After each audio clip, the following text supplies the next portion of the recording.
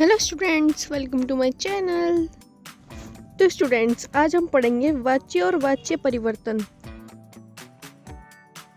तो आइए जानते हैं हम वाच्य के बारे में। वाच्य का अर्थ है वाणी या कथन। वाच्य दो प्रकार के होते हैं, कृत वाच्य और अकृत वाच्य। जिन वाक्यों में वक्ता के द्वारा कर्ता के कार्य को महत्व या प्रधानता दी जाती है वह वाक्य कर्ता वाच्य कहलाते हैं। तो आइए देखते हैं हम उदाहरण के साथ। मीरा नृत्य सिखाती है। तो इस उदाहरण में मीरा कर्ता है और नृत्य हमारा कार्य है।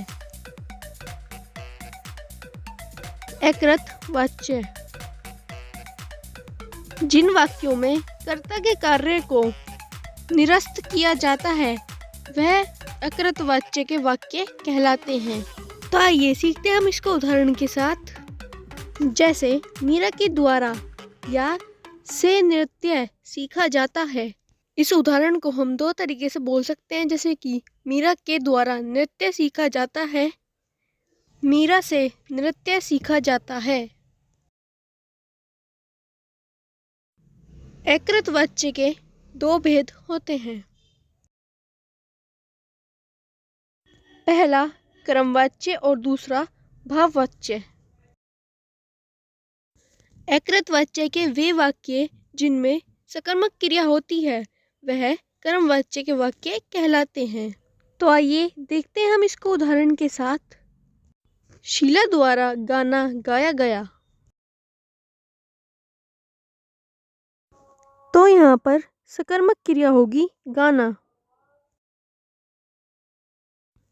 अब आते हैं हम अपने दूसरे वाच्य पर, जो कि है भाववाच्य। अकृत वाच्य के वे वाक्य जिनमें अकर्मक क्रिया आती है वह भाववाच्य वाक्य कहलाते हैं। तो आइए इसका भी हम एक एग्जाम्पल की मदद से हम इसको समझ लेंगे। जैसे मेरे भाई से सोया नहीं जाता। तो इस सेंटेंस में से सोया वो होगी हमारी अकर्मक क्रिया। आइए जानते हैं क्रमवाच्य और भाववाच्य में अंतर। क्रमवाच्य तथा भाववाच्य के वाक्य में गुण के स्तर पर कोई भी अंतर नहीं है।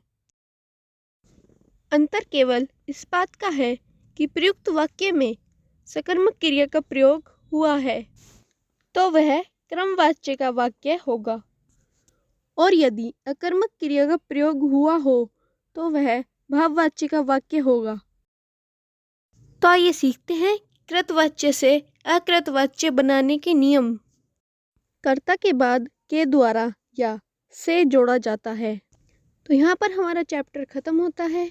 तो मैं उम्मीद करती हूँ कि आप सभी लोगों को ये चैप्टर बहुत आसान तरीके से समझ में आ गया होगा।